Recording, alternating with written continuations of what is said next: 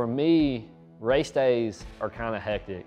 I might wake up at 6 o'clock in the morning and not have to be at the track till 10, but I'm ready to go out the door as soon as I wake up. It's not easy being a race car driver. It's a lot of long nights. It's a lot of money spent, but there are no other fans in the world like race fans. They're definitely what make what we do worth doing.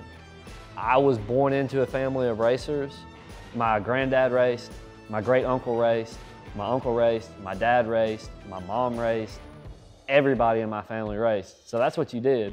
Whether you're racing go-karts, drag cars, big rigs, it doesn't matter. We're gonna figure out how to make it go fast. I tell people all the time, I was born on Wednesday night and at a racetrack on Saturday night, and now that's a true statement. And I've been at a racetrack almost every Saturday night of my life since then.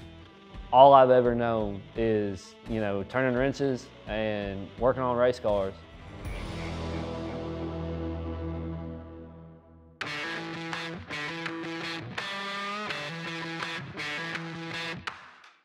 I'm Corey Rowland, a compact equipment specialist with Thompson Machinery out of Nashville, Tennessee.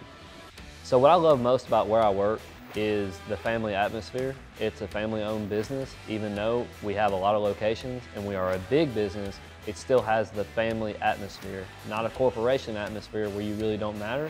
On any given day, I can walk into the office and see the owner of the company, and he'll greet me, "Hey Corey, how's it going?"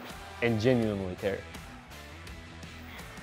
My grandfather retired from Thompson Machinery, and I called them looking for a job, and instead of getting a job, I got a scholarship, and basically instead of going to a tech school and spending $30,000+ for 1 year of schooling and no degree, I got to go to an actual college, get an associate's degree, and not have any student loans and any debt. This is a program designed for you to grow within the company.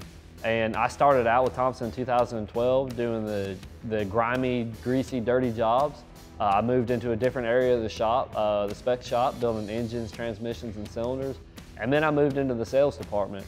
And Thompson supported me all the way through that transition. I thought I knew how to turn wrenches until I went to Thompson.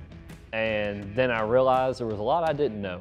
So I had to lean on the guys that I worked with really hard when I first started. They were always there to help me and always there to teach me as long as I was there to learn.